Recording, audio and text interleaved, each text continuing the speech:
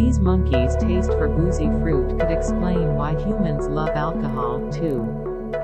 The deep-rooted affinity some monkeys show for ripe fruit could explain why our own species has such a fondness for alcohol. When studying the diets of black-handed spider monkeys, tells Jeffroy, in Panama, researchers found the palm fruits these animals regularly eat contain small doses of ethanol. Urine samples from 2 of the spider monkeys also revealed ethanol-specific metabolites, which suggests the alcohol isn't just passing through their bodies, but is being digested and utilized in some way. For the first time, we have been able to show, without a shadow of a doubt, that wild primates, with no human interference, consume fruit containing ethanol, says primatologist Christina Campbell from California State University, Northridge. This is just one study, and more need to be done, but it looks like there may be some truth to that drunken monkey hypothesis. The drunken monkey hypothesis was first put forward by the UC Berkeley biologist Robert Dudley in 2000. It posits that the strong attraction monkeys show to the smell and taste of ethanol is an evolutionary advantage that allows them to hunt down ripe, energizing fruits and gobble them up before other animals can get to them. The same hankering for ethanol still exists in our own species but has since been divorced from the nutritional benefits of the whole fruit. Instead, humans have learned to distill spirits, and the once advantageous appetite for alcohol, seen in our primate ancestors, has now become a danger to our well-being. It's an interesting idea, but until now, the evidence for this hypothesis has been limited and mostly anecdotal.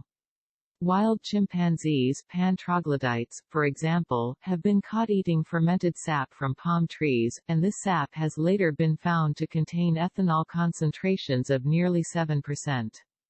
Yet it's unclear whether the ethanol itself is drawing the chimps to the fruit, or whether they are actually getting drunk.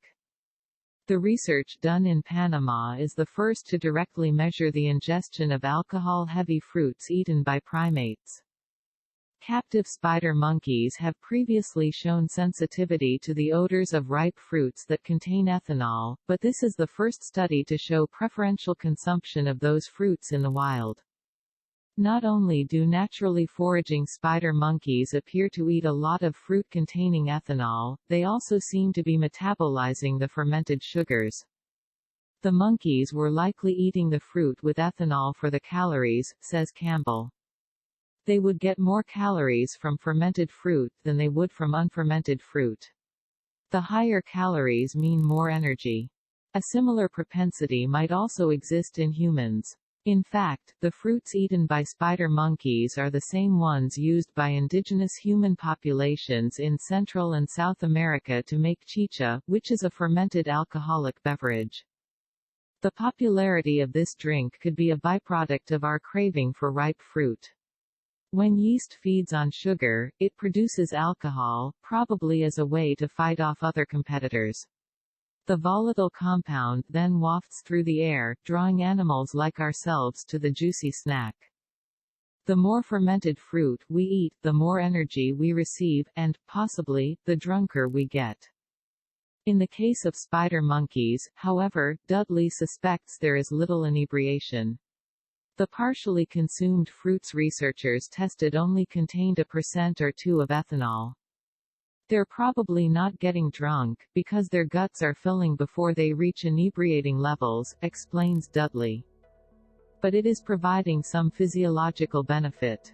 Maybe, also, there's an antimicrobial benefit within the food that they're consuming, or the activity of the yeast and the microbes may be predigesting the fruit. You can't rule that out. If there is some evolutionary advantage to alcohol, passed on for tens of millions of years from a shared ancestor between ourselves and modern primates, then you'd expect it to show up in an animal's DNA. And it does. Genes encoding for ethanol metabolism are widespread among mammals that eat fruit and nectar. In fact, humans, chimpanzees, bonobos, and gorillas all share a mutation in a gene that improves an ethanol enzyme by 40-fold. What benefits that gene ultimately gives animals still needs to be researched, but accessing extra calories likely provided them with an evolutionary edge in an environment where finding calories takes a lot of hard work.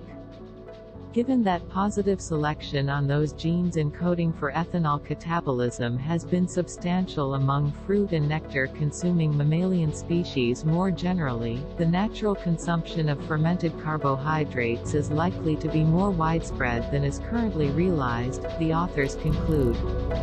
The study was published in Royal Society Open Science.